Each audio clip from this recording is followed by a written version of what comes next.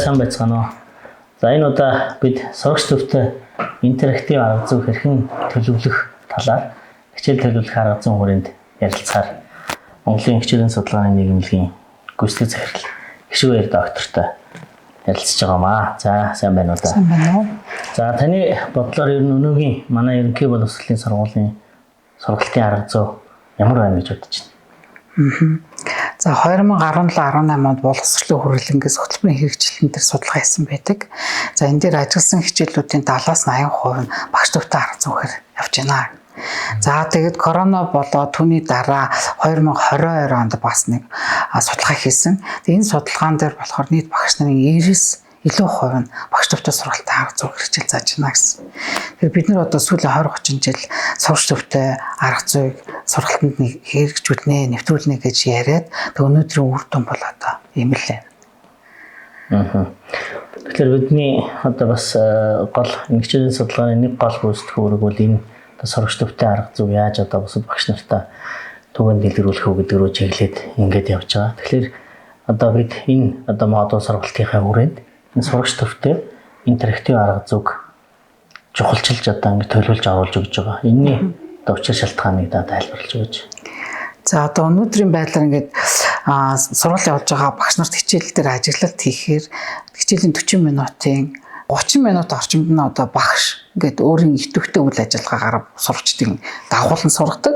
Тэгээ 10 минутанд нь болохоор багш нар сурагчид юу хийж өгнө гэхээр багшийн хийсэн өгсөн зааврын дагуул хийж байгаа болохоос биш өөрсдийн одоо идэвхтэй өөрөө оролдох, хийх, бодох, сэтгэх, бүтээх ийм үйл ажиллагаа бол одоо маш хангалтгүй явагдаж байгаа.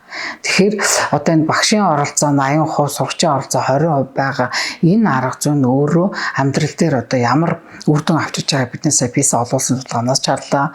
Өөрсдийн үнэлгээний дүгнэлтээс ч гаргаж ирдэг.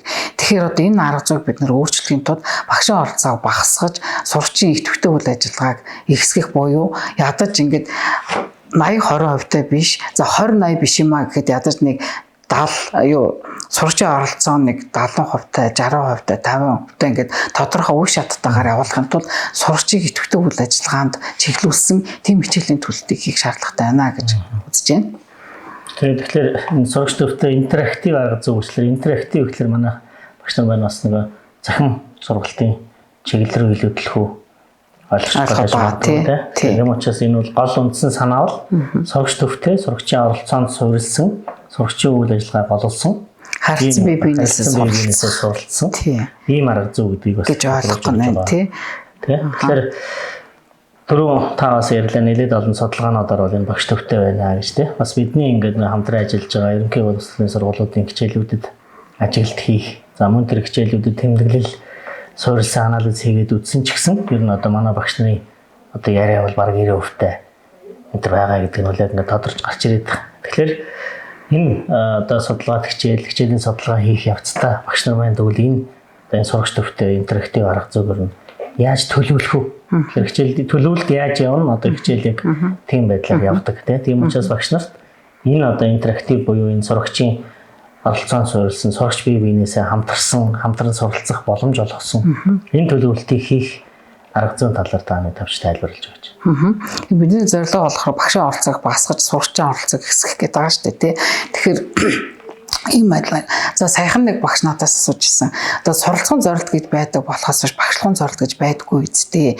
Та хэд мэн яагаад сурагчлаа төлөвлөхдөө багш тэгнэ түүнийг дараа дагаж сурагч ингэж хариулна ингэж хийгээд байгаа юм би. Суралцсан зорилт гэдэг бол сурагч ямар мэдлэг чадвар эзэмших хандлага төлөвшөх тухай зорилт тавьсан байдаг болохоос сурагч юу хийх вэ яах вэ гэдгийг төлөвлөхөс толгоос биш багш төвтэй багш ингэж хийнэ гэж төлөвлөхгүй шүү дээ гэхээр гайхаад надаас ингэж асууж байгаа байхгүй сурагч хийнэ гэж та ярин юу хэлээд байгаа сурагчийн үйл ажиллагаа гэж юу голлож төлөвлөнө гэж та одоо юу хэлээд байгаа юм гэж ингэж асууж байгаа байхгүй юу. Тэгээ би нэлээд тийм зочролтой байдалтай хүлээж авсан. Тэгэхээр сурагч чинь тухайн 40 минутанд унших, бичих, бодох, хийх, дүгнэх гэд дандаа сурагчийн үйл ажиллагаан дээр суурилсан хичээл сургалт явдаггүй мүү гэхээр багш хэлж өгчээж тэрийг дагалж ингээд сурч явдаг юм дагуулan сургах. Тэгээ сурагчд нь ямар ч өөрийн идэвхтэй бодол сэтэл байхгүй багш юу хийн тэрийг хүлээгээл сууж идэг. Тийм одоо ийм идэхгүй сургалтын арга зүй яваад байгаа. Тэгэхээр энэ дээр бүгдээрээ төлөвлөлтөн дээр өөрчлөлт хийе гэж. За хамгийн нэгдүгээр юу юм бэ гэхээр ээлжид жилийн төлөвлөлтийг хийхдээ сурагчийн үйл ажиллагаа эхлээд юу хийх сурагч юу хийх. Түүнийг дэмжиж багш ямар асуулга авах, ямар асуулт тавих юм, ямар үнэлгээний хэрэглэгдэх хүн ашиглах юм.